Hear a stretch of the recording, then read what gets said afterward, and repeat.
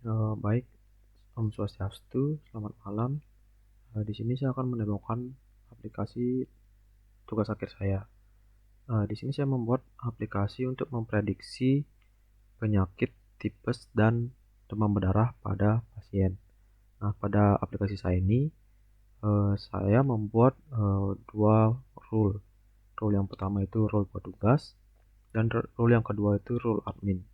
Nah, setiap rule mempunyai haknya masing-masing, yaitu yang di rule petugas dapat menggunakan fitur untuk memprediksi dan dapat melihat riwayat serta hasil prediksi yang telah dilakukan pada aplikasi.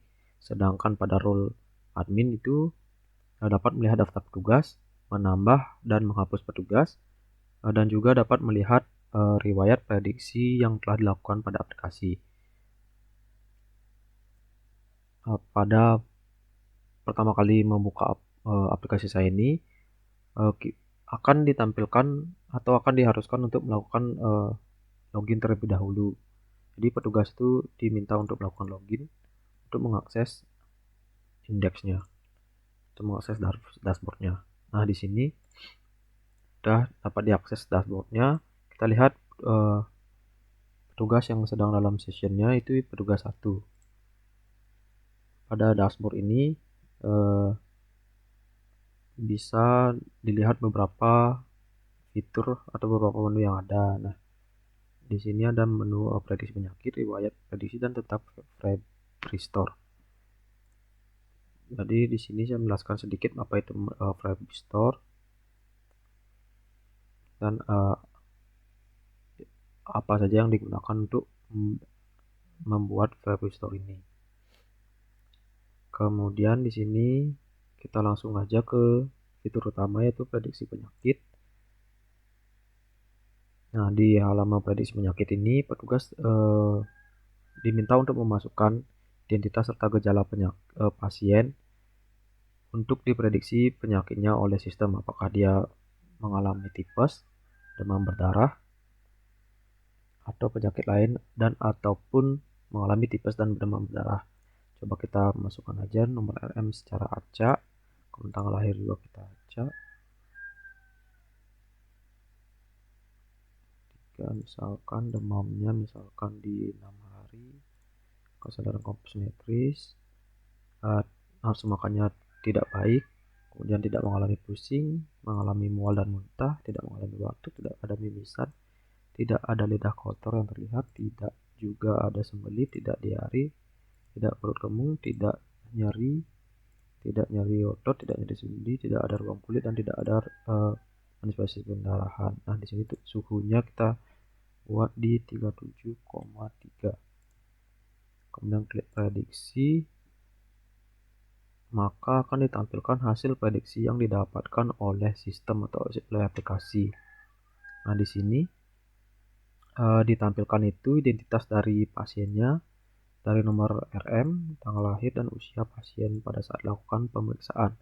Kemudian di sini ditampilkan petugas dan juga tanggal serta waktu dilakukannya pemeriksaan ini.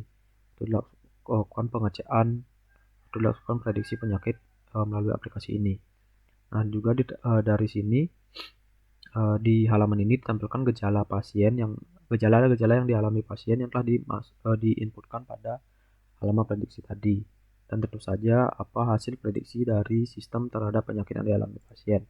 Nah, di sini sistem memprediksi pasien itu mengalami mengidap penyakit DHF atau dengue hemorrhagic fever atau demam berdarah.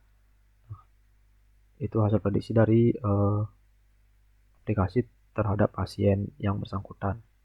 Kita kembali lagi ke halaman prediksi penyakit.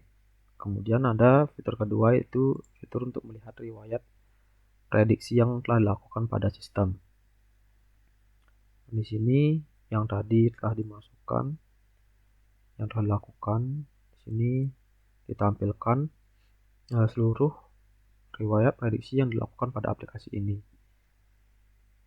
Kemudian dari sini kita bisa melihat detailnya, detail dari hasil prediksi yang telah dilakukan, yaitu pada halaman hasil prediksi tadi.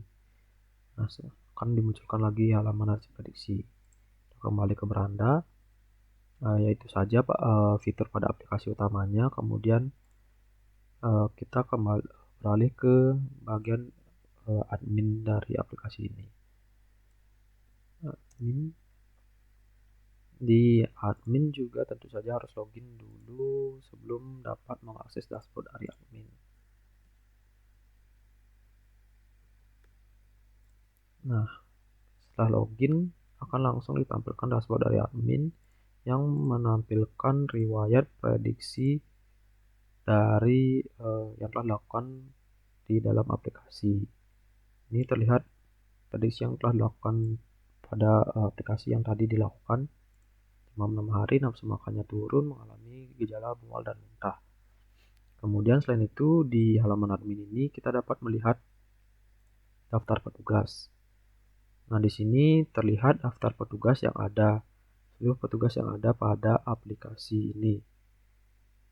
Dari halaman daftar petugas ini juga kita dapat melakukan penambahan petugas dan juga penghapusan petugas yang telah ada. Selain dari halaman daftar petugas, kita juga bisa menambah petugas dari halaman dari menu di sini.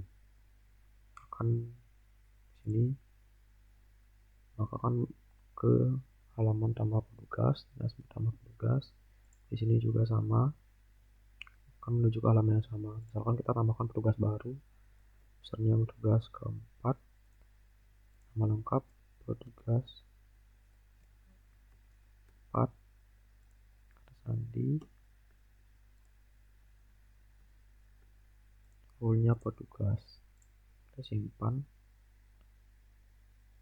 akan langsung ke halaman daftar petugas lagi. Di sini terlihat ada satu petugas yang bertambah yang kita telah masukkan tadi. Nah, di sini diperlihatkan username-nya apa, nama lengkapnya siapa, kemudian tentu saja diperlihatkan role dari petugas yang terdaftar di sini. Nah, misalkan kita hapus lagi.